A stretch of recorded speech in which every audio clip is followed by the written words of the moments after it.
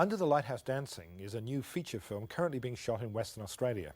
The movie show visited the production, and while we were in Perth, we looked at what's happening in the film scene out west. The art house cinema scene in Perth has boomed in recent years, beginning with the Lumiere in 1989, followed by Cinema Paradiso in 1992 and the Luna last year, which has also established an outdoor cinema. Well, apparently, years ago before the drive-ins, there were 250 outdoor picture gardens, they used to call them in those days.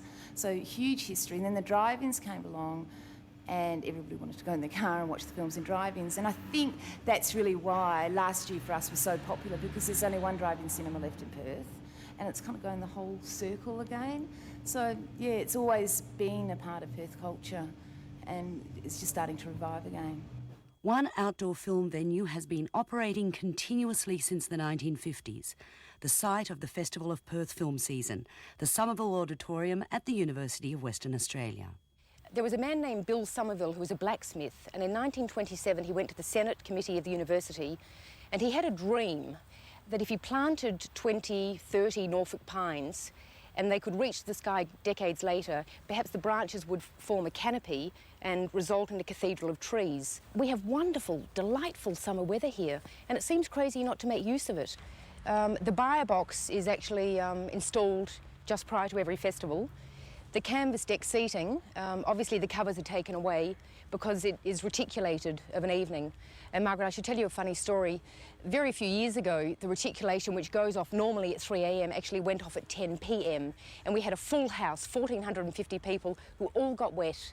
And we didn't have one complaint. It was wonderful.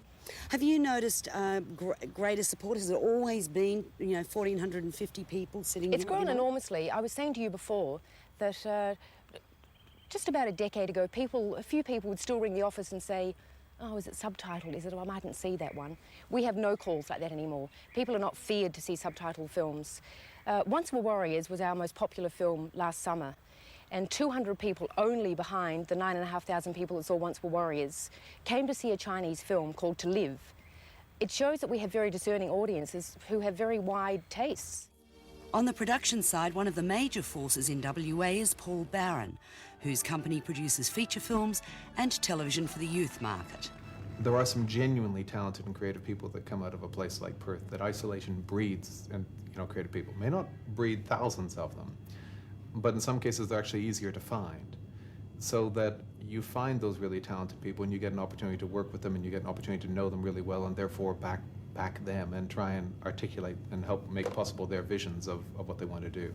The government film body Screen West has developed a number of initiatives to support filmmakers. FilmX has been specifically introduced to encourage the production of short films. For me as a writer, it's been, through the FilmX and also through the new Screenwriters Bursary initiative that they've had. It's enabled a lot of writers to get a profile and consequently had a few commissions and things like that. So I think there's a feeling that people want to stay and they want to make it happen here, so rather than go to the east. And I think it's only going to get better myself. One of the most successful Screen West shorts is Michelle's third novel, which opened the New York Film Festival last year. She couldn't sleep, yet there was no reason to be awake. One of the great things about short films is that although they really are quite marketable in their own right, if you've got a little gem, but also they tend to, when they're recognised overseas particularly, but also within Australia, they tend to set a few closed doors slightly ajar, and they certainly pave the way to follow up with other projects and and bigger projects. Some of the programs of assistance, if you'd like to call them that we've put in place over the past 12 to 18 months are starting to bite, coupled with the fact that there is a generous support for the industry from the Lotteries Commission in Western Australia, which means we can sort of match up a strategic approach to helping people develop projects which identify opportunities in the market with the funds to do it. So I think we're on the upward upward curve at the moment. We look at the Asian market as being a terrific opportunity for the development of an industry in Western Australia, and the industry from that sense I think will be to facilitate production out of that region. They have an increasing expertise in broadcast and reaching an audience, but less of an expertise in producing the materials that they can show to their audiences, and producing them at a cost in a climate which is favourable. I don't just mean the weather, I mean the overall climate.